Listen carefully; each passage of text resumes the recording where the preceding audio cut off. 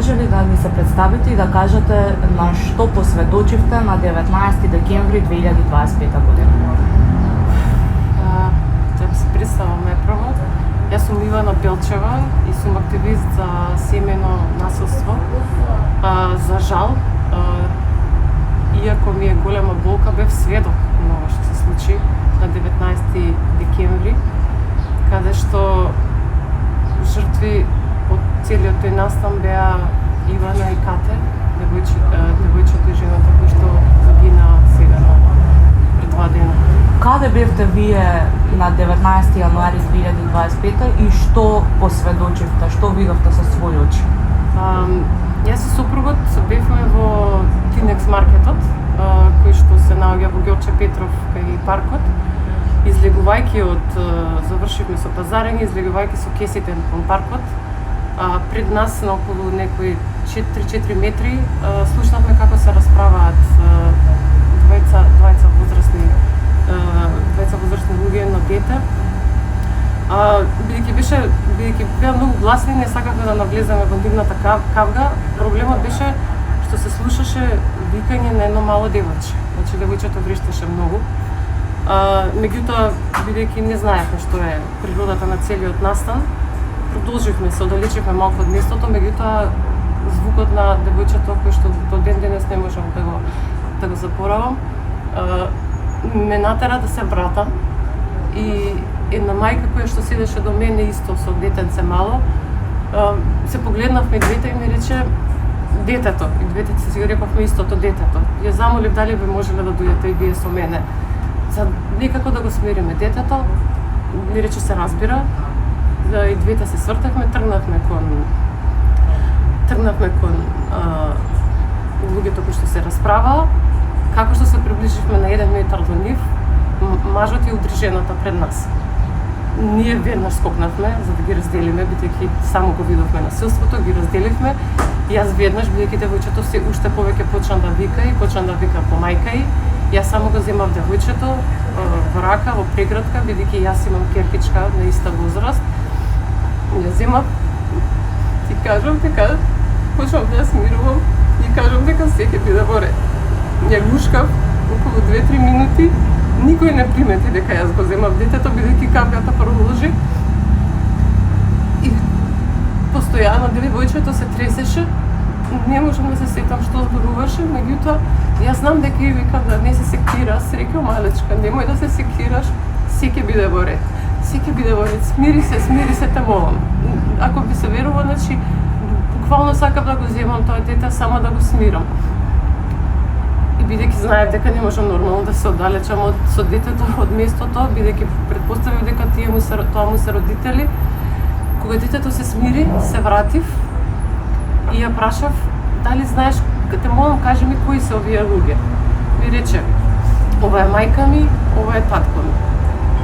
И јас реков во ред, сега све ќе биде во ред, смири се, те молам, бидејќи тука повторно настана на хаос, бидејќи тие беа во нека своја кавга каде што се препираа. Тој момент сопругот, мажот, уште еднаш ја удри жената. Во тој момент, кога почна повторно да ја удира, бидејќи беа повеќе удари од сите страни излетани, јас го спуштив детето и веднаш кога го земав телефонот и се јавив во полиција. Бев премногу вознемирена и самата како жртва на психичко семејно насилство, за мене тоа беше страшно да го гледам.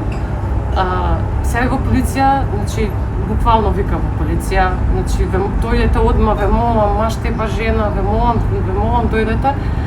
Тие ми земаа податоци, ме праша на кое место се наоѓам и ми рекоа во ред ќе дојдеме во најбрз можен рок. Јас останав таму, девојчето во меѓувреме го имаше земена таткото, го имаше гушнато и додека го држеше девојчето, бидејќи јас бев, како што можете да ме видите и сега, дека се тресев, дојдов до таткото и почнав буквално да му викам. Како можеш тоа да го правиш? Како можеш ова да го правиш пред очите на детето? Бидејќи го знам законот за семејно насилство на памет, ако ви се верува, му цитирав членови од законот, дека тоа не сме да го прави ниту на јавно место, ниту на дома, ниту пред очите на детето. Како можеш тоа да го правиш? Тој не одговори ништо, беше како заледен. Знам дека јас само го допрев за рамото го допрев, тој ме погледна како да сум го нападнала. Јас нормално се повлеков, бидејќи нели не сакам да бидам дел од никоја од таква случка. Тој се повлече и замина. Со детето во рака. Мајката остана, бидејќи имаше расфрлено работи околу неа, се тргна на страна. Јас, бидејќи имам искуство, сум поминала низ процесот, имам напишано манифест за пријава на психичко семејно насилство, но познавајќи го законот, ако ви се верува, 10 минути седев и ја молев да го пријави. И реков, сега ќе дојде полиција, и јас ќе останам со тебе, чекор по чекор, ги знам кои се чекорите, да те молам да го пријавиш, ќе знаеме понатаму како, ќе знаеш понатаму како да се заштитиш и тебе и детето. За жал, мајката дали немаше интерес, дали беше уплашена, не можам да знам што се случуваше со неа во моментот. Кога дојде полицијата, јас веќе ја видов, значи тоа се случува во околу 15-20 минути од кога се случи настанот, само што се паркираше полицијата, таа веќе си замина. Исплашена, не знам што се случи, си замина. Понатаму дојде полицијата, ми направија, зема изјава од мене, јас детално го опишав целиот настан, но со акцент на детето. Значи, мојот акцент, иако тоа не го пишува во билтенот, мојот акцент постојано беше детето. Детето беше исплашено, детето беше, не можам до ден денес да ја објаснам неговата состојба.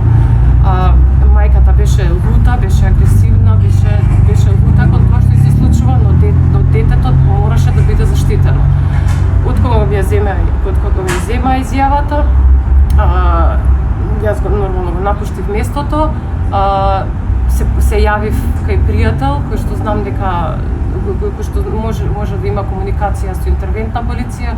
Се тоа го раскажав уште еднаш, бидејќи ја не можев да ги опишам, ја не ги познавам луѓето. Јас прв пат во животот ги видов, ја дадов некој отпис кој што можев за нив, меѓутоа тоа не беше детален, бидејќи си замина, стварно не знаев како ќе ги најдат. Заради тоа побарав помош. На вистина, до крајот на денот знам дека ги најдоа кои се и утре дента во билтен ги пишуваше со иницијали сите сторителите на делото. Можеше ли институциите нешто да направат поинаку? Најскрено се надевав дека, бидејќи МВР постапија, најскрено се надевав дека веќе социјалните служби се влезени во случај. Јас мислев дека уште истиот ден социјален работник е кај нив дом.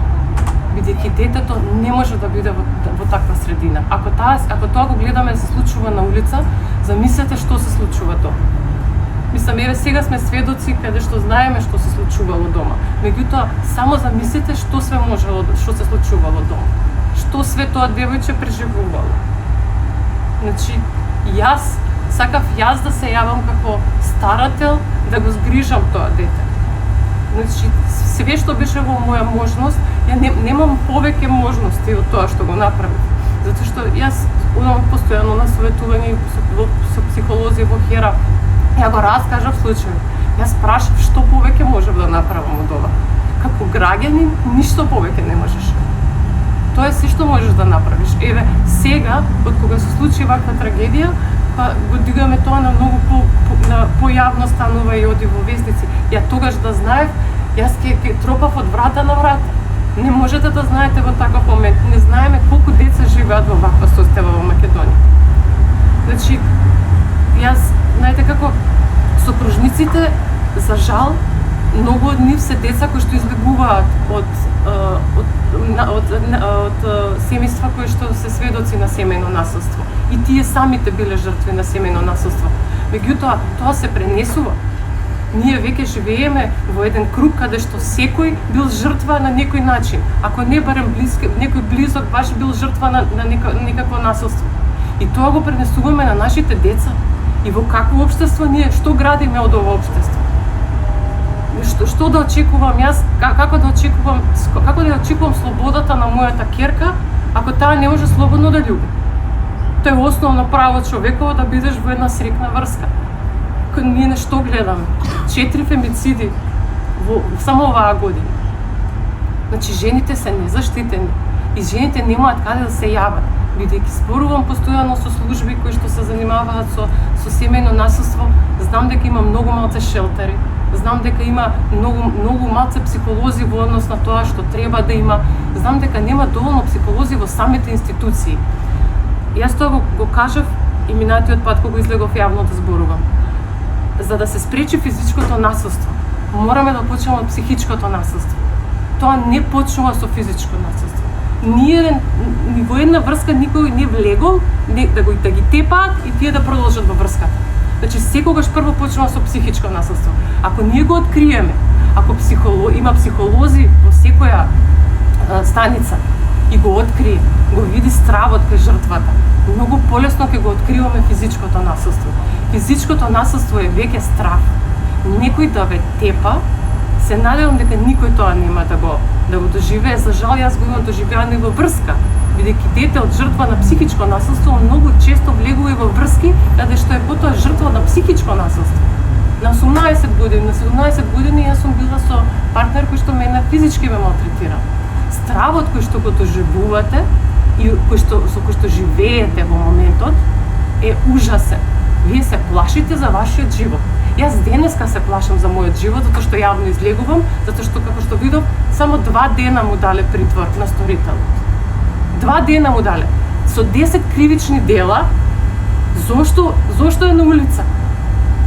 Значи, зошто е на улица? На 29 декември има уште една кривична пријава за поседување на дрога.